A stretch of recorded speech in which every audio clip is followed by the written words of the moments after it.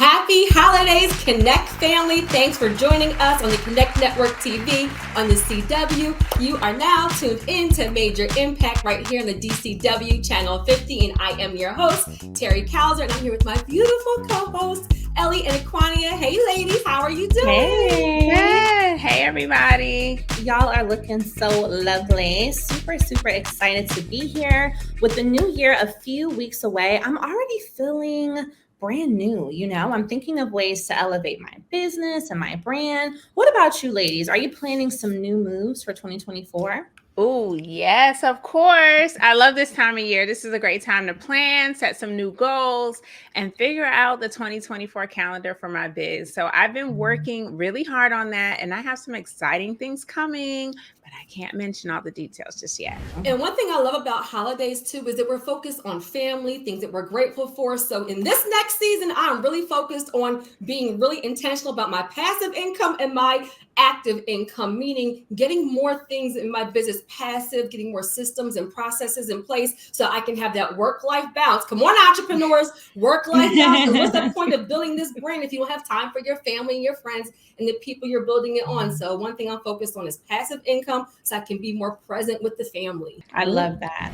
For me, it's all about diversifying. I'm definitely, ready to, like you said, Terry, just make sure that my passive income is doing what my active income is doing and start really future planning. I think that there's always a moment where it's okay to say, you know what, let me set some 5-year, 10-year goals. And next year, I feel like I'm really focused on that, getting ready. Excellent. The new year may be the perfect time to look into some new investments, but also look into some old ones. As a financial coach, 2 of my most lucrative adventures has been real estate and life insurance. So this is a good time to do a financial checkup. Look at what do you have for life insurance and look at what are you doing with your finances. What do you guys think? So let me tell you something. One thing that I invest super heavy in is my infinite banking, and that is leveraging my whole life insurance. So Aquania, I know you are a pro right here.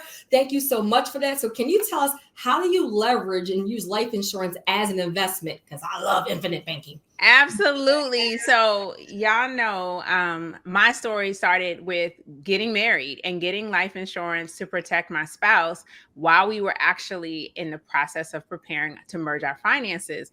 But that turned out to be one of the best decisions we made because our life insurance policies accumulated money over time and we were able to leverage that to do real estate. So in 2016, we invested in 3 properties, one for ourselves to have a primary home for our family, one for my mother-in-law, and one as a rental, which was our second rental. And so when you're able to produce assets that make money for you, you can use those to do other things. And that was the beginning of me really honing into real estate and leveraging life insurance to do it. And I'm so grateful because since then, I've been able to invest in multiple hotels, apartment syndications, and other things, all starting from life insurance. So I definitely think it's a great tool. It's a great tool, but you got to get your money right and you have to be focused on what your goals are. I think that is so dope because when we think about life insurance, we don't necessarily think of it as something you can use while you're alive, right? We know that it's something that benefits your family when you pass away. So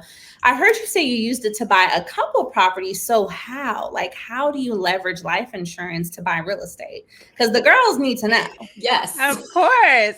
So first and foremost, I want you guys to know there's more than one type of life insurance out there. So what I'm about to share is really only specific to permanent life insurance, aka index universal life insurance, whole life insurance, policies that do not expire. If you don't know what you have, go check with the pro who sold it to you and you can figure out from there. But you also want to know that permanent life insurance comes with some perks. And one of them is it earns interest or money for you, right? It has money that builds up over time that is later also then given more money as the insurance companies are profitable. So a lot of times when you have a permanent policy, the insurance company spreads some of the profits they got out of the stock market with the permanent policy holders. And it's that money that we can use and compound interest in time to work in our favor to then pull out for a down payment on a property. So you have to have the right type of insurance. If you don't know what you have, definitely check out with a professional or to a new person, like reach out to a new agent and ask them to read your contract and explain it to you. Secondly, give yourself some time to pay for your insurance and let the cash value build up, because that's what you're going to be leveraging to take out of the policy one day to invest in real estate.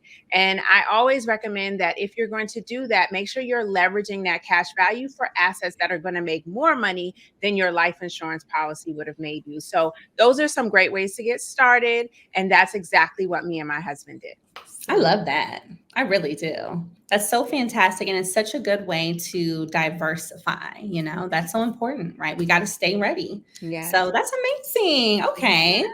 So, Aquania, I absolutely love that you shared all of that. When I left my job in 2017, I realized that, I don't have any more 401k because I took that money and invested it. So one of the very first things I did was meet with a financial advisor, and I looked at, infinite banking and leveraging my whole insurance policy. So can you explain, like, how does somebody determine even how much they actually need and what their very first step as far as getting that kind of policy so they can use it to invest? Absolutely. That is a great question. So, first and foremost, I want you guys to remember life insurance is a product to protect your family in the event you die too soon. So, we always want to make sure we have enough to cover our lifestyle. So, that's your mortgage, kids' college funds, if you want them to be paid up to go to school, and then any debts that you have, final tax bills, major expenses that you cover. So, God forbid something happens to you, your family can still live the life you work so hard to give them. But when it comes to leveraging life insurance as well, you just want to make sure that you also have a policy you can afford and keep up so that the goals you have, i.e. using the cash value for assets in the future, can be achieved. So that's my most important advice. Make sure you're covering the important stuff, and then also make sure you're getting a policy you can keep up with and afford. So Aquania, thank you so much for sharing that, nugget. Get started right away. And so that was very interesting. But coming up next, we are going to be talking about the power of grants, aka free money, y'all. So I know, Ellie, you do a ton of work with grants. You are the grant queen. So coming up next, we're going to talk about what are grants, how you can use them, and how to get started with our grant expert, Ellie. So if you don't know where to start, guys, wait for some tips on grants coming up next after the break.